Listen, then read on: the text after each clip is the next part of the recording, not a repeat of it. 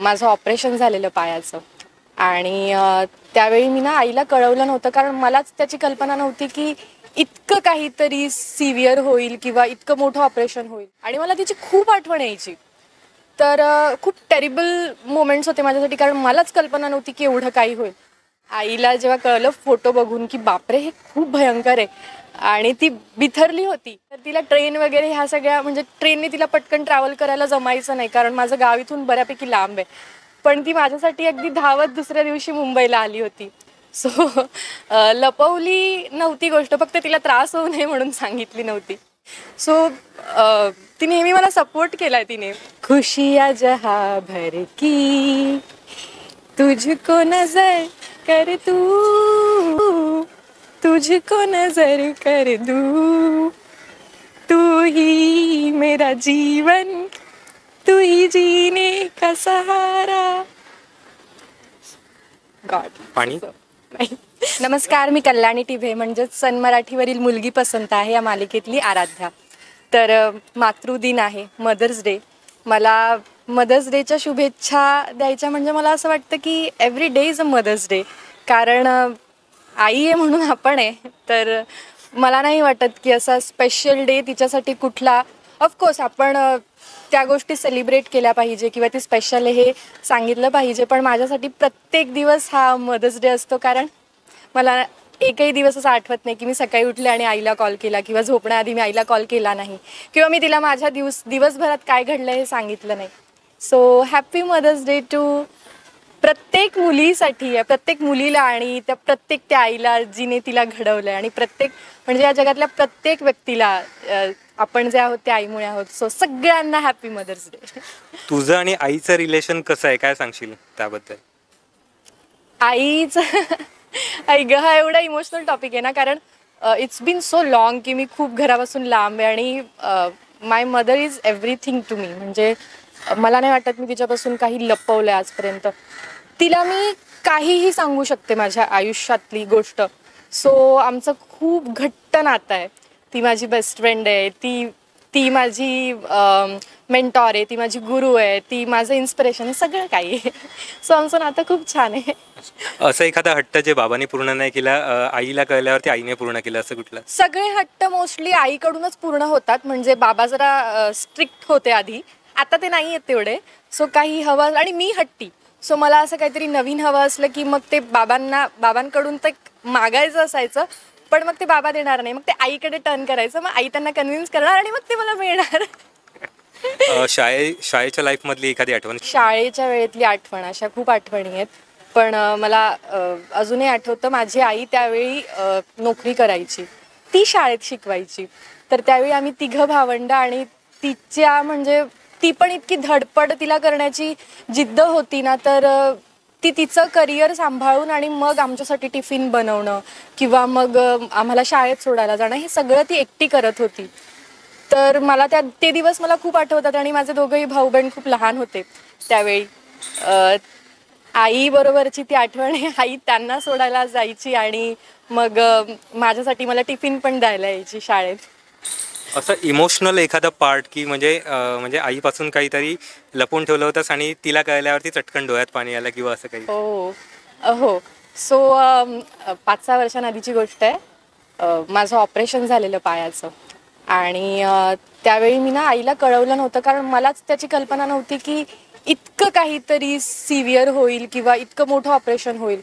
आणि माझ्याकडे एक काकी असायच्या, तर त्या मला म्हणायच्या की नको सांगू आईला, ती त्या जखमेचा फोटो पाठवू नको, काही पाठवू नको. आणि मला तिची खूप आठवण यायची. तर खूप टेरिबल मोमेंट्स होते माझ्यासाठी, कारण मलाच कल्पना नव्हती की एवढं काही होईल. माझी बहीण आली होती मला भेटायला, मी मुंबईतच होते त्यावेळी. तिने पाहिलं 8 दिवसांनी आणि तिने आईला सांगितलं. तर आईला जेव्हा कळलं फोटो बघून की बापरे हे खूप भयंकर आहे, आणि ती बिथरली होती. तर तिला ट्रेन वगैरे ह्या सगळ्या, म्हणजे ट्रेनने तिला पटकन ट्रॅव्हल करायला जमायचं नाही, कारण माझं गाव इथून बऱ्यापैकी लांब आहे. पण ती माझ्यासाठी अगदी धावत दुसऱ्या दिवशी मुंबईला आली होती. सो लपवली नव्हती गोष्ट, फक्त तिला त्रास होऊ नये म्हणून सांगितली नव्हती. तिला या गोष्टी समजल्यानंतर तिच्या भावना काय होत्या?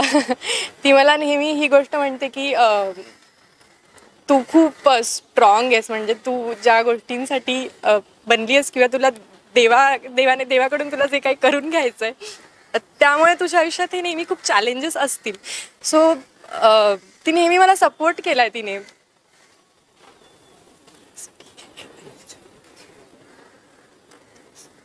गॉड पाणी नाही. सो तिने मला खूप सपोर्ट केलाय. ती तिची म्हणजे मला नेहमी वाटतं की आपली जी स्ट्रेंथ असते ना, तोच आपला विकनेस सुद्धा असतो. माझ्यासाठी माझी आईच माझी स्ट्रेंथ आहे आणि माझा विकनेस सुद्धा तोच आहे. सो यू कॅन सी, मला आईची खूप आठवण येत असते. मी तिला 2 महिन्यांपासून सांगते, आता ये, मला आठवण येते, मला तुला भेटायचं आहे. कल्याणी, तुझ्याकडे फोन आहे आता?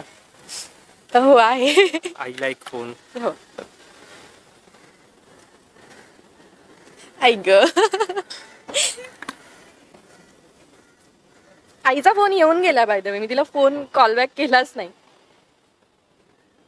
सो तिला आज थँक्स बोलायचंय. सो कुठल्या गोष्टीसाठी तू थँक्स बोले? खूप सगळ्या गोष्टींसाठी. जन्म दिल्याबद्दल, हे जग दाखवल्याबद्दल. हॅलो, काय करते ग? तुझी आठवण काढते. बोल ना, तू फोन केला होतास. मी म्हटलं तुला मग बसलो तो सांग. बरं, माझा इंटरव्ह्यू घ्यायला आलेत आणि त्यांनी मला सांगितलंय की मदर्स डे स्पेशल तुला तुझ्या आईला थँक्यू म्हणायचं, तर कशासाठी थँक्यू म्हणशील? तर मी त्यांना म्हटलं की म्हणजे तू मला जन्म दिलायस, तू मला हे जग दाखवलंय, तर तुझ्यामुळे मी म्हणून मला तुला थँक्यू म्हणायचंय. आणि तुला happy mother's day. Thank you. Mother's day काय मदर्स डे रोजच मदर्स डे असतो माझ्या आईसाठी पण, कारण तिला पण माझी खूप काळजी वाटत असते. So happy mother's day mummy. मी तुला परत फोन करते. हो. बरं कल्याणी, आपण म्हणजे लहानपणापासून आपले हट्ट सगळे आई पुरवत असते वगैरे, बऱ्याच गोष्टी आपल्याला मिळत असतात, पण आपण कमवायला लागल्यावरती आपलं म्हणजे एक असतं ना की आईला काहीतरी असं स्पेशल द्यायचं आहे. हो. तू असं काही प्लॅन केलंस किंवा आईला काही असं स्पेशल गिफ्ट दिलंयस का? मी आईला नेहमी स्पेशल गिफ्ट्स दिलेत. म्हणजे जेव्हा जेव्हा ज्या प्रोजेक्ट्सची माझी पहिली सॅलरी आली आहे, मी तिला आत्ता रिसेंटली तिला मिक्सर हवं होतं, छान नवीन मॉडर्न मिक्सर हवं होतं. सो मी तिला मिक्सर गिफ्ट केलं आहे. तिचा बड्डे होता 2 मेला. आता मदर्स डे, ती जर मला भेटली तर मी तिला परत गिफ्ट देईन. मी दर दिवाळीला आय मेक शुअर की I buy some gold for her, किंवा जे काही माझ्याकडून पॉसिबल आहे. सो मी नेहमी हाच प्रयत्न करते की जे काय होईल, मला तिच्यासाठी साड्या घ्यायला आवडतं, मला तिच्यासाठी ज्वेलरी घ्यायला आवडतं. सो मी ते नेहमी घेत असते. नक्कीच आई लेकीचं नातंही स्पेशल असतो. सो आज आईला गाणं कुठलं डेडिकेट करायचं असेल तर ते कुठलं असेल? मी आईसाठी नेहमी एक गाणं गाते, छू कर मेरे मन को. या गाण्यातल्या काही ओळी आहेत. त्या गाण्यात त्याच्या ओळी अशा आहेत, त्याचे बोल असेत.